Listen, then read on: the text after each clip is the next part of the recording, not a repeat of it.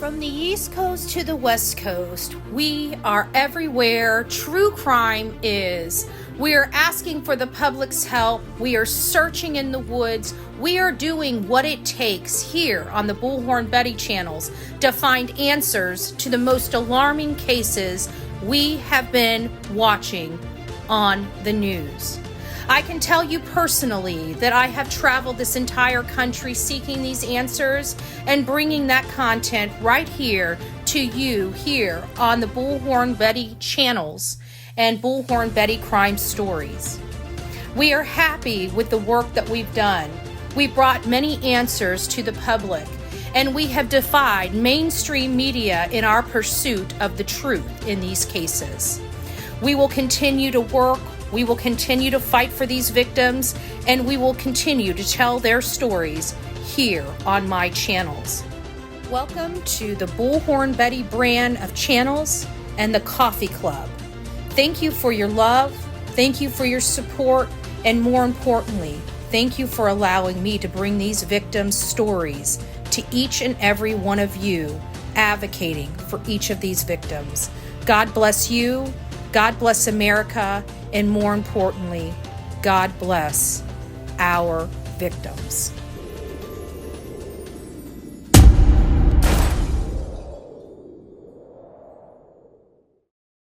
Good morning, my beautiful coffee beans. It's nice to see you all this beautiful Tuesday morning. I am so very thankful that I have my car back. We are going to be having a road trip very soon. Later today, we're going to take the car. We need to take it for a long drive, so I figured we will take it over to Kissimmee, where we're going to be discussing the Madeline Soto case. Madeline Soto, obviously a child that disappeared the same day that Sebastian Rogers disappeared on February 26, 2024. The differences in her case is that she was SA'd by her mother's boyfriend for years. And we didn't find out these allegations until after her disappearance. Stefan Stearns basically stated that he was driving her to school and dropped her off at a church. She went to school. Next thing they know, mom's picking her up in the afternoon and she never made it to school. Everything's history from that point forward. So we will be diving into that case later today, but I know everybody is here for this boy right here. This is Sebastian Rogers. He's a 15-year-old autistic boy that disappeared from his home in Hendersonville, Tennessee, and he has not been seen since. His mother stated that the day before they had a great and amazing day where it was filled with going to the store, to BJ's, picking up some snacks for him because he's a growing boy. He had a colossal popcorn while he was at BJ's, and then they come home and put away the snacks. We're unclear how long they were home before they left and went to bowling, but according to his mother's timeline, they went bowling and then went to the Roadhouse Steakhouse, where it sounds to me like they are regular patrons of that establishment. This case has been a little crazy, to say the least. It has been littered with a lot of controversy, a lot of drama, a lot of finger pointing, including myself. I have pointed my finger directly at the Proudfoots, proclaiming that they are guilty, but proclaiming something is going on inside their home, proclaiming that there is a reason why we're here. And I do believe that the evidence is supporting that. The circumstantial evidence that we have supports that there is something that was going on behind the scenes. We have Chris Proudfoot approaching Seth Proudfoot for him to take Sebastian, citing that Chris and Katie's relationship is in the toilet, and and Sebastian is the reason for that. Seth agreed to take Sebastian. As soon as school was over, I think he was going to be taking his son and getting him enrolled in a school in his area. So it sounds like there was just a lot of contention related to the behaviors of Sebastian. It sounds like as he was getting older, he might have been a little more harder to control. And then you add the disciplinary style of Chris Proudfoot. It just was a perfect storm of just bad stuff going on inside that home. Recently, there was a sighting of Sebastian Rogers. And this sighting has, kind of turned social media on its head, much like the neighbors' statements of abuse that they've witnessed, which they never called in. So we're going to get into that topic here in just a little bit. But I am following the information related to Sebastian Rogers. And of course, Nick Beres has been really leading the charge on this. So I wanted to take a few moments and just read the newest statement from Nick Beres. Is it Sebastian? Time to clarify a few things. Several of you have messaged me citing reports from podcasts or social media detectives or whatever reporting that authorities in North Carolina have looked into the case and say this photo is not Sebastian Rogers. I know of no official statement saying such a thing. And I think that if that was the case, the North Carolina investigators would share that information with authorities here in Tennessee. Hasn't happened. We know 15-year-old Sebastian Rogers disappeared from his Hendersonville home more than 2 months ago. This photo was taken at a visitor center in the Blue Ridge Mountains of North Carolina last weekend. Since then, authorities have been trying to confirm who is in the photo.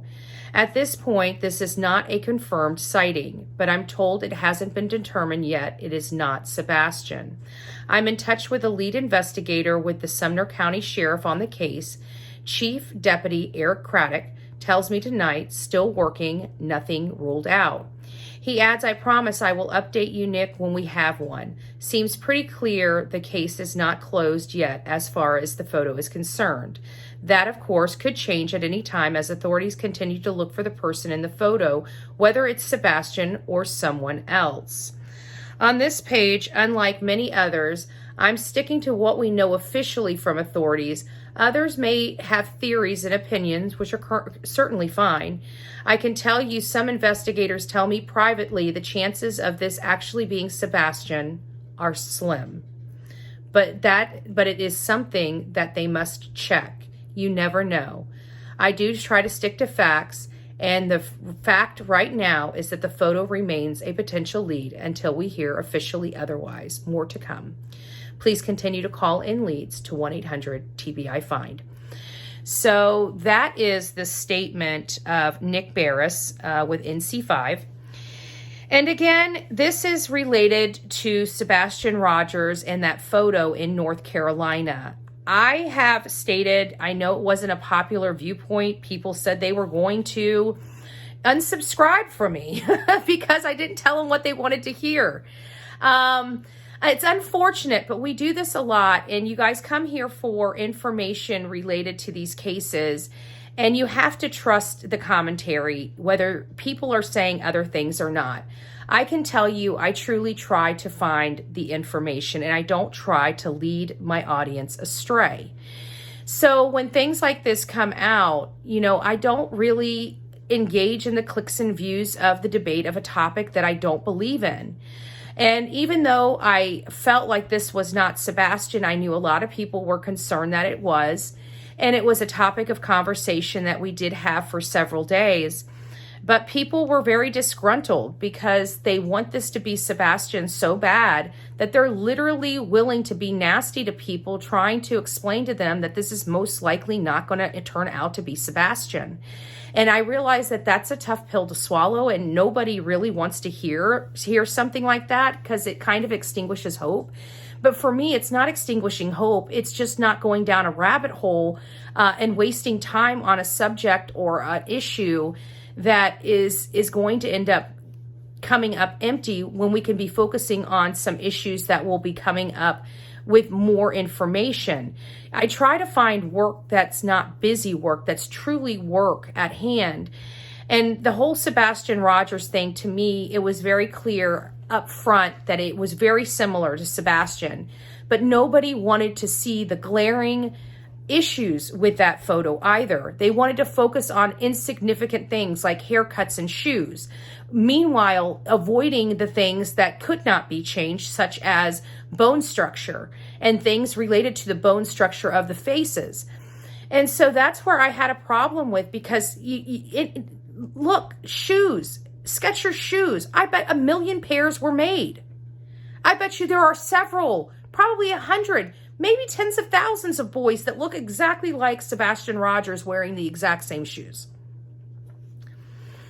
But the things you can't change, like bone structure, you know, like my chin is small. And probably looking down, you'd probably have the same oval shape that you have from that photo. Sebastian Rogers' chin is a block chin. And that wasn't exhibited in this photo.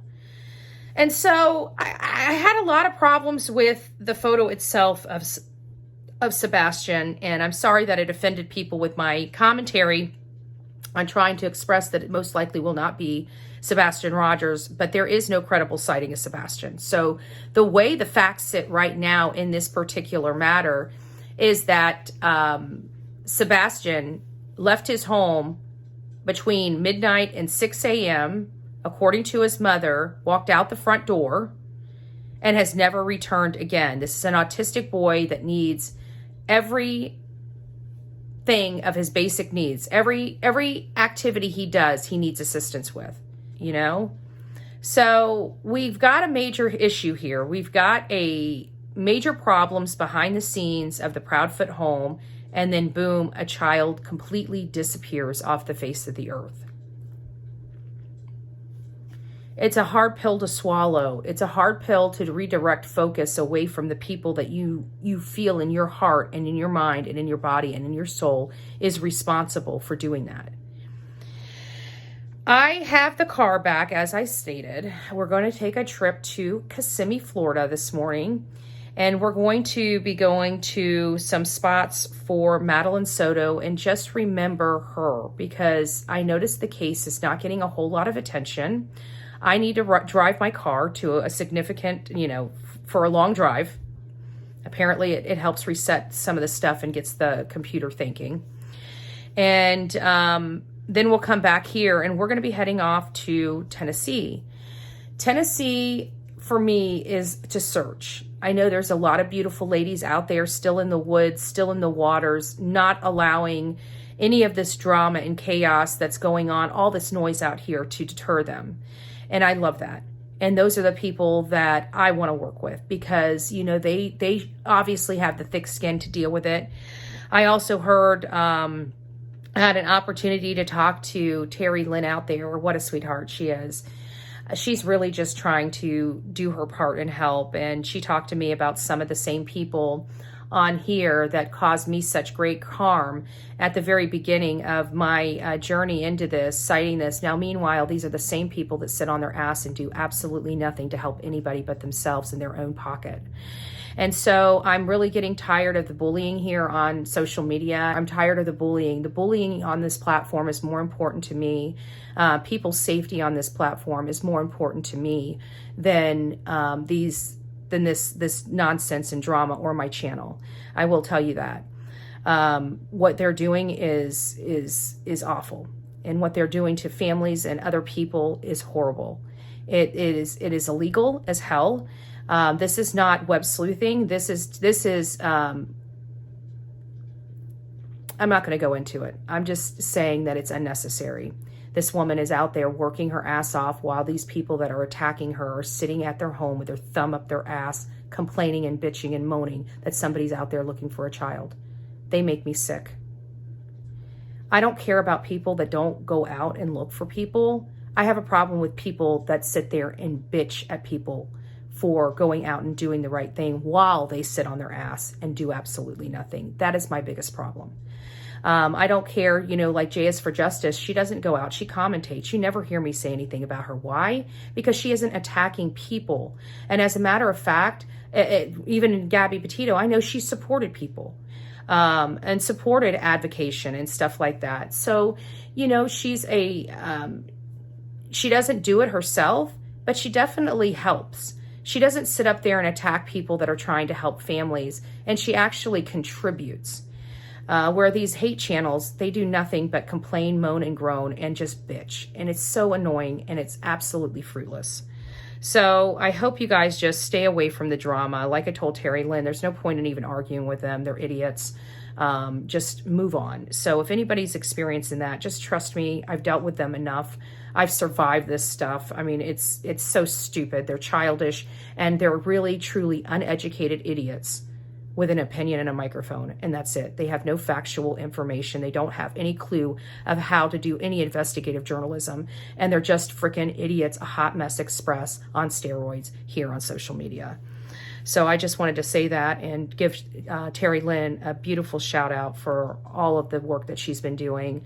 And I know it hasn't been easy from these people, but you know what? Like she told them, what are you guys doing? These people are sitting on their ass while complaining about other people out there working. And you know what? People here on this platform are supporting that nonsense and garbage. I hope you change your ways, because the only way we're going to get this stuff functioning and really being about these cases is if you guys boot the drama channel. Just saying. They're garbage. There's no drama. That's just straight hate and bullying. So again, going back to Sebastian Rogers and the case related to him, obviously a lot of people are very hot and bothered by Christopher Proudfoot and Katie Proudfoot.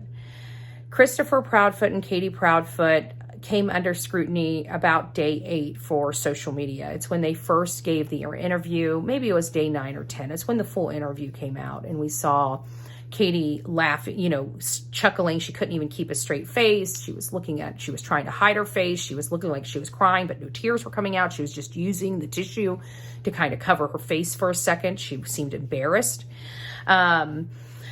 It was just a weird interview for me. Not weird like normally, like people would just get a weird vibe. It's just that I've seen so many of these interviews with parents that to me, it was very odd. So that was really the problem that I had with that green shirt interview, was really Katie's behavior. It was Katie's behavior that I was the most uncomfortable with, as opposed to Chris. I remember that because it was Katie that had all the weird behaviors, like the chuckling after saying, I put him to bed and he went straight to bed. It sounded like she had problems putting him to bed. So I really don't know what's going on. Nick Beres said the parents have passed the polygraph.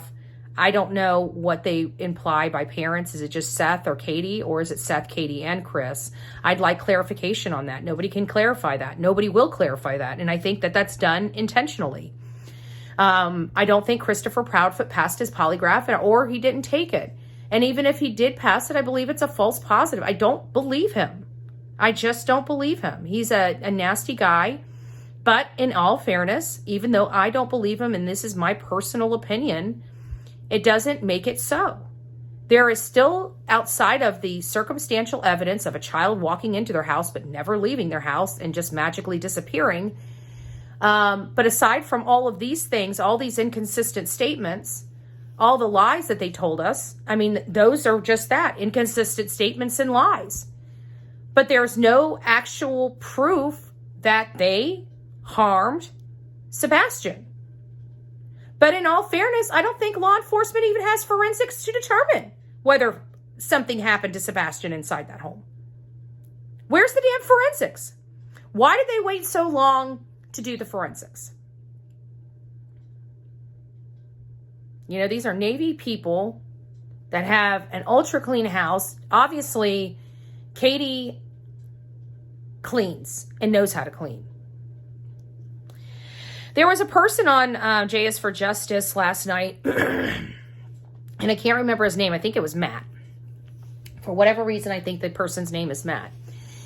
And he worked for Terry Bowersox and was talking about how nasty and filthy and dirty this family is.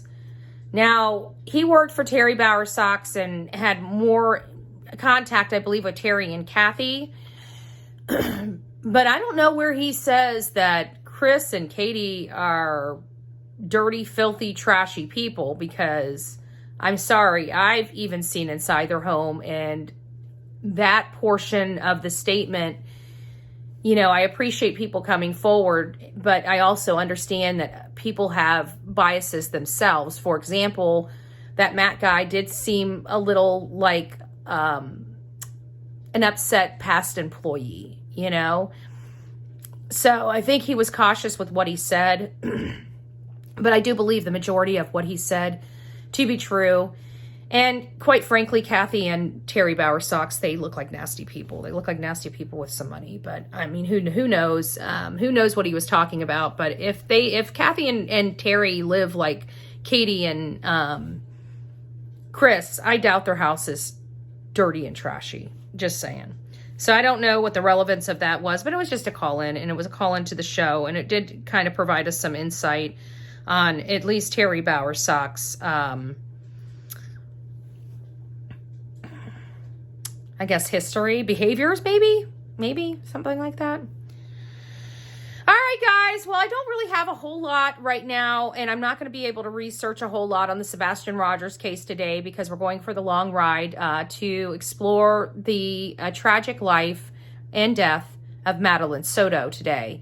We'll be on the road. I've got several places we're going to be going.